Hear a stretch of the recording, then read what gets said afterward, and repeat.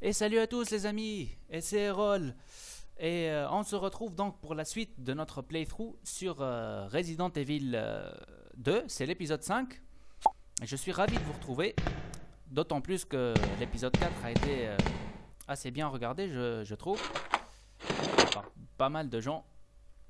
Et donc je suis content aussi de voir que certains de mes amis se sont abonnés à la chaîne et commencent à suivre. Et donc j'ai l'impression d'être légèrement moins seul et ça fait plaisir. Donc on en était où d'abord? Oui, voilà. Donc ici c'est la salle des pièces à conviction. Et on vient de récupérer du C4. Et là on va aller dans la pièce où on avait rencontré Marvin au début du jeu, et qui nous avait à peu près débriefé sur tout ce qui s'est produit depuis l'histoire du manoir. Donc depuis Resident Evil 0, 1 et Rebirth. Et voilà. Donc on récupère cette musique pesante dans cette pièce. C'est tout simplement magnifique.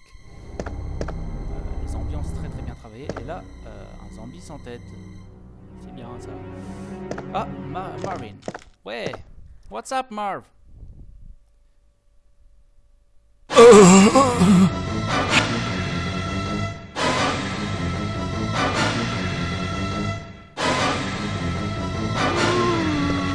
T'es un peu pâle, Marvin.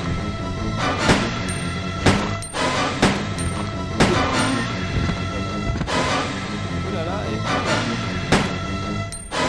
donc notre ami Marvin vient de se transformer en zombie. C'était un peu prévisible tout de même. Et donc, de quoi est-ce qu'on va parler? On vient de récupérer d'abord le détonateur. Et de quoi est-ce qu'on va parler? On va parler de ça. Ces décors fabuleux. Ça s'appelle la 3D précalculée. Comme je vous l'avais déjà dit durant le premier épisode, c'est l'un des points de force qui ont fait la réputation de Resident Evil. Et donc, on voit tous ces détails, ces décors. Par exemple, d'abord, tout ce qui est personnage, tout ce qui est éclair, Léon, les zombies et tout, c'est fait tout en 3D et c'est un peu grossier et c'est pas très joli. Comme vous le voyez là, les jambes de Claire un peu pixelisées et tout. Mais par contre, les environnements, le décor, c'est fait avec quelque chose qui s'appelle la 3D précalculée. C'est assez intelligent ce procédé, je trouve. Comme vous le voyez là, par exemple, le petit tableau sur le bureau avec les effets d'ombre. Par exemple sur l'étagère, les livres qui tombent les uns sur les autres avec toujours ces effets d'ombre, les effets de brillance par exemple sur la chaise qui est par terre juste devant nous.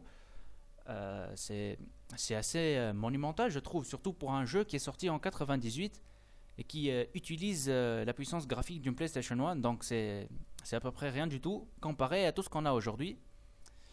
Et on va sortir de ce bureau avec magnifique, tout ça est très très beau. Et on regarde tous ces détails. C'est vraiment extrêmement bien travaillé. Comme on voit là, il y a les effets d'ombre, les petits bâtonnets sur cette chaise qui tiennent le dossier. On voit leurs effets d'ombre par exemple. C'est vraiment très très beau, hein. En plus tous ces objets, par exemple les bouteilles qu'on voit là. C'est une salle où on préparait une fête pour Léon, pour anecdote, parce que Léon c'est son premier jour de travail. Et donc là on voit même les bouteilles de soda. C'est vraiment excellent, c'est vraiment très très bien fait. Surtout, je le répète encore, et je vais certainement le répéter plusieurs fois durant ce jeu, c'est excellent pour un jeu sorti en 98. C'est tout simplement énorme. Et tous ces détails entretiennent une sorte d'illusion. L'illusion par exemple que ça demande une puissance graphique colossale, et pourtant c'est pas du tout le cas.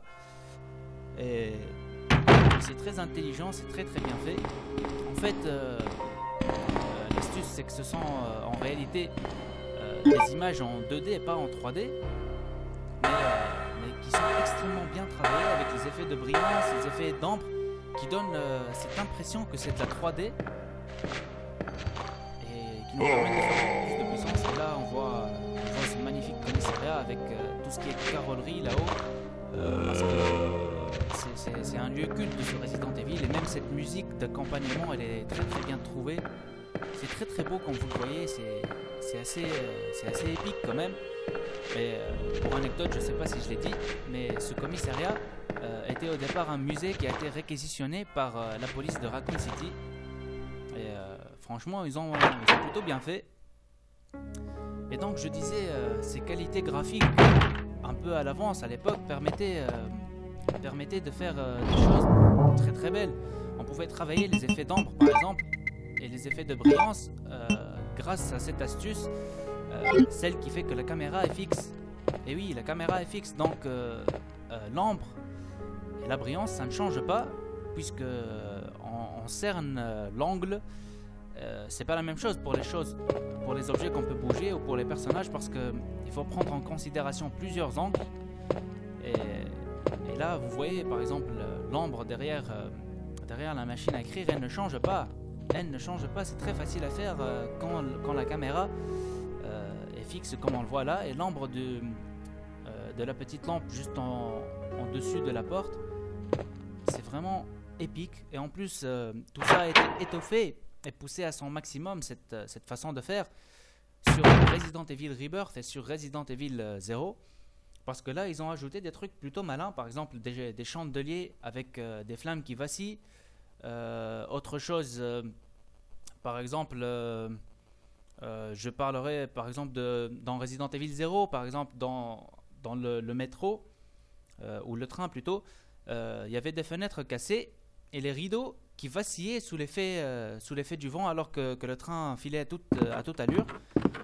Et bien tout ça, c'est ce qui a fait la réputation et le nom de Resident Evil.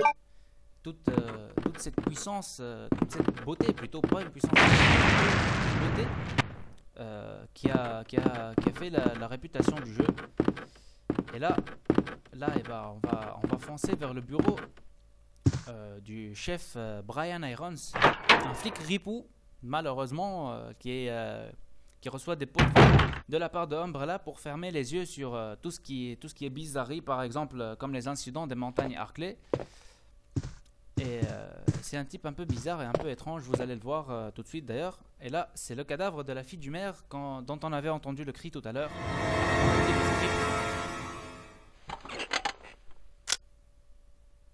Oh, I'm terribly sorry. I thought you were another one of those zombies. Are you Chief Irons? But yes, that's me. And just who are you? No, don't bother telling me. It makes no difference. You'll end up just like all the others.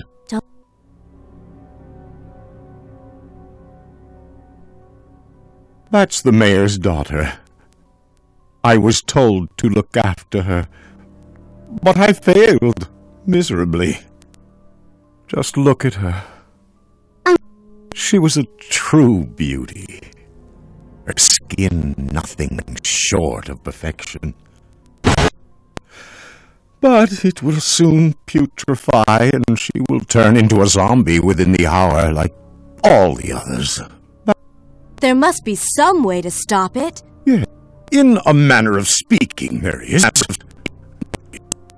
Either by putting a bullet through her brain, or by decapitating her completely.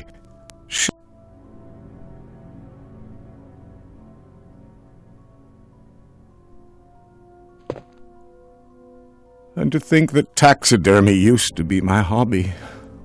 But no longer. Please, I'd really like to be alone now.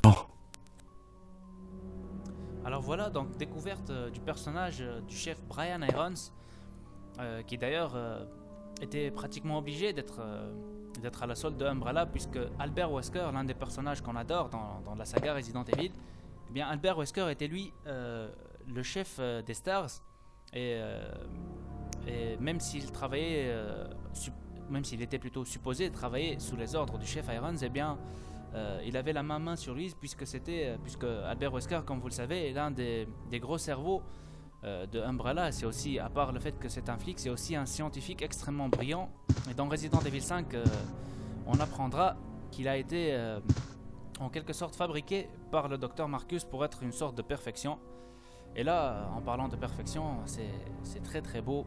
Encore une fois, je m'arrête sur ces décors qui sont tout de même âgés de 14 ans, tout de même, c'est énorme, avec ce lustre, avec c'est tout ce qui fait le charme de ce jeu. cette ambiance, il n'y a pratiquement aucun son. On est isolé, on est tout seul. Et dans un décor extrêmement complexe et très détaillé.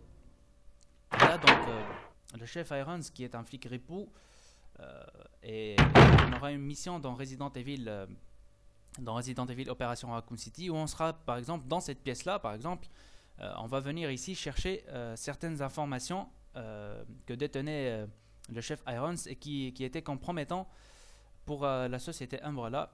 Et donc encore une fois, tout ça est très beau, le tapis, les murs, c'est extrêmement bien fait.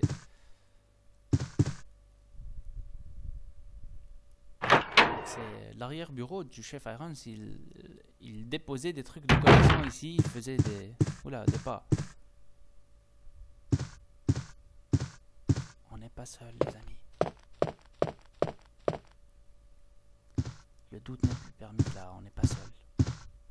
J'entretiens la peur. Oh my god. Il fait tout noir ici.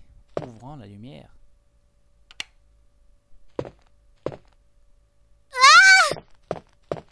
Wait! Let me go! Easy, easy there! I'm not a zombie! You're safe now.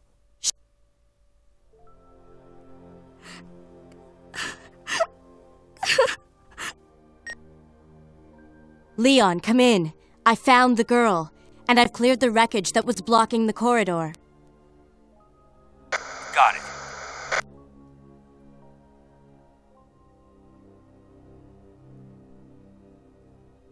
My name's Claire. What's yours? Sherry. Do you know where your parents are? They both work at the Umbrella Chemical Plant, near the city limits. The chemical plant? Then what are you doing here?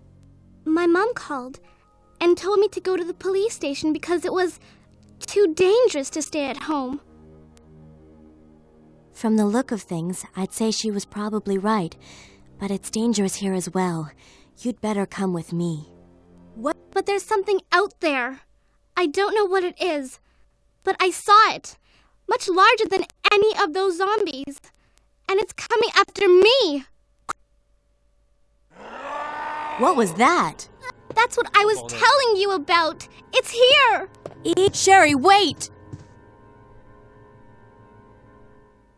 Alors c'est le genre de cri que j'adore, moi. Le genre d'ambiance que met Resident Evil, tout simplement énorme. Là, on a juste envie de ne jamais sortir de cette pièce et de rester tranquillement en sécurité ici. Mais ça n'est pas faisable puisque vers l'aube, chose qu'on vivra dans Resident Evil 3, toute la cité va être assainie par une ogive nucléaire. C'est la décision qu'avait prise le gouvernement américain pour sauver les apparences. Alors...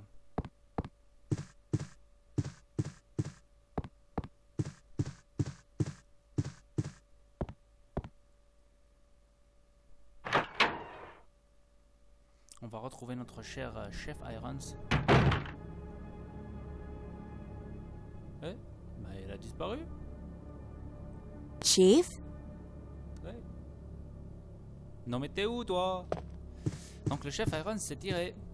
Eh ouais, quelle surprise. Alors... on va sortir d'ici donc. On va aller tout de suite utiliser cette clé cœur. Et cette clé carreau en bas. On s'approche du moment où on va descendre vers les égouts. Partie qu'on connaît d'ailleurs dans Resident Evil Operation Raccoon City encore. Et où à un certain moment que j'aime bien, on retrouve Claire avec les Spec Ops et on doit l'aider à rechercher Sherry. Sherry qui vient d'entendre le cri spécifique de son papa qui est à sa recherche. Alors...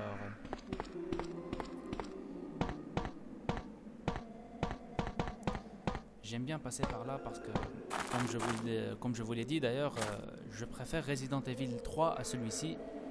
Et écouter les sons de tout ce qui se passe dans la ville, c'est assez épique pour moi. C'était plus terrifiant de se balader dans les rues que de rester cloîtré à l'intérieur du commissariat. Et c'est donc la fin de cet épisode 5